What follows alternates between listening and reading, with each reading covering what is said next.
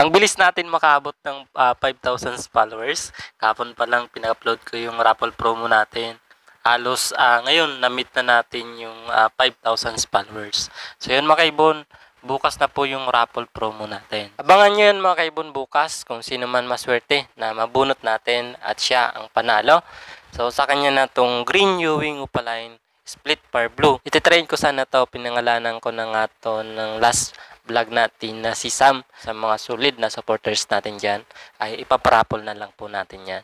Para malinaw yung raffle promo pala natin mga kaibon, kung sino man yung maswerteng manalo, anytime pwede niya pong kunin yung napanalunan niya dito. Siya na ang bahala kung paano niya ipapakuha. Sagot niya na yung pamasahe niya at yung shipping fee sakaling ipapick up nyo na lang dito. So ngayon pa lang ay nagpapasalamat na po ako sa inyo sa walang sawang suporta nyo sa atin.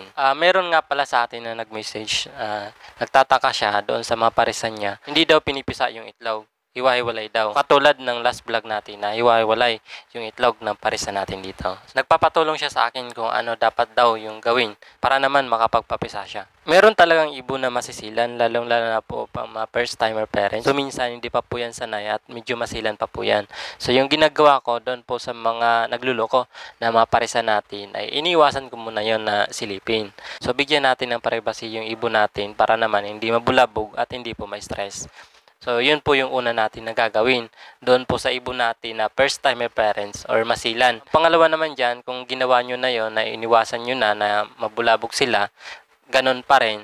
So, yung gawin nyo dyan mga kaibon ay ipahinga yung ibon nyo. So, ilagay nyo muna sila sa flight cage para naman makapagpahinga, para makondisyon yung kanilang katawan at malimutan nila yung previous na behavior nila na hindi pinipisa yung kanyang itlog. So, ipahinga muna natin yan sa flight cage.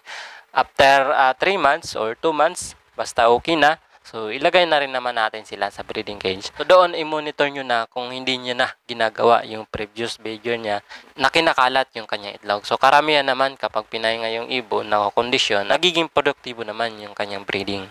Marami rin pala tayo dito mga cage sa mga nagme-message at sa mga gusto mag-order na malalayo sa atin. So available po yan through Shopee account.